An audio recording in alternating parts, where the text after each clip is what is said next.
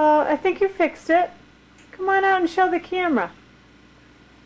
Here comes Abby out of the bathroom, and it's the day after the first day of spring, and Abby's wearing a spring hat. Twirl around for us, Abby. Oh, it's beautiful. I was dressed by my mother until the age of 5. Then one day, I turned to her and said, "Things have to change." From then on, I started dressing myself. Since then, there have been splendid moments for me in which I have done quite the ensemble. You need a belt for what, honey? Although I have definitely had my share of faulty fashion moments, growing older and wiser has aided in the process. Although I have made quite the statement as a young girl, my stylistic tendencies have developed immensely. With only some experience under my belt as a budding fashionista, I began to recognize my personal style and discover how to develop it. Abigail Bell Clayton. In high school, I was acknowledged frequently for my unique taste in clothing. Willa Jacobs escorting Abby Dykens.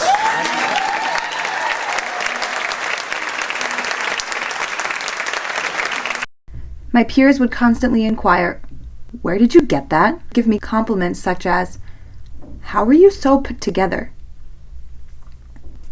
This kind of feedback guided me and allowed me to discover and define my inner personal style. Since my first day at Mount Holyoke, my friends constantly raided my closet for things to wear on the weekends.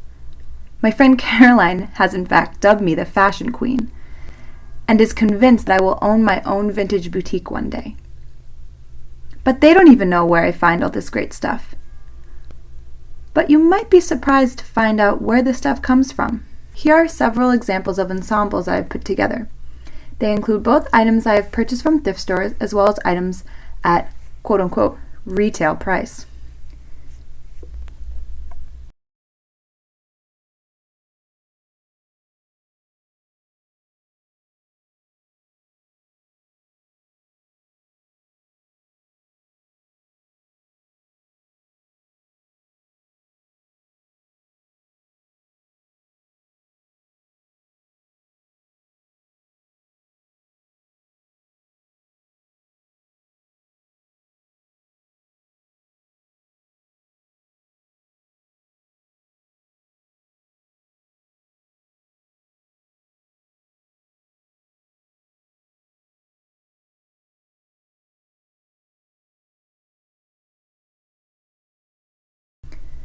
Thrift store shopping has become a large part of my fashion identity.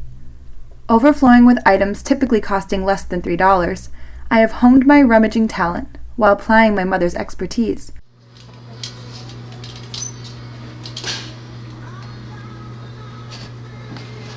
Is that too small, Auntie? No, that looks good. Is it, gosh. 3 to 6 months. What I find so interesting about thrift stores, yard sales, and vintage stores is the notion that they're one-of-a-kind pieces. Did you see the dress back I there? did. It's too small. Too small, yeah. Okay, so these were $1 each. And this is 2. Is that it? My mother has been one of the biggest influences in my life concerning shopping. Her creativity is what has impacted me the most. As a freelance artist, her eye was something genetic, for it has been generously passed down to me. From a young age, I was introduced to a world of yard sales, a weekly event that consisted of confusing directions, mothers overdosed on caffeine, and a van brimming with trinkets galore. This looks really easy. This looks easy.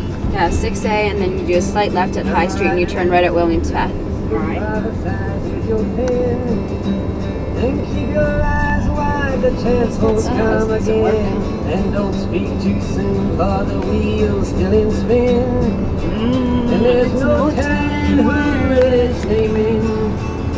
Was a loser and I will be later to win. For the time's raging. This event occurred every Saturday, and it was something my mother took pride in sharing with me. Pretty wood, don't you think? Don't you think so, Abby? Yeah. Would those be pretty at our table? Change the cushions though. Well, that's easy though. Or you could paint them, like the woman. Well, I wouldn't paint them because that's beautiful wood. But you just unscrew the cushion and put your own fabric on it. That's pretty cool. Thank you. Come along, Abby. My poor daughter. Yay for the chairs. I think they're beautiful. My mom had. Her bargain hunting skills have been graciously passed down to me. Abby's fine. But I had a rigging before. With her skills in mind, it has been a challenge for me to shop without wanting to discover the best deal possible.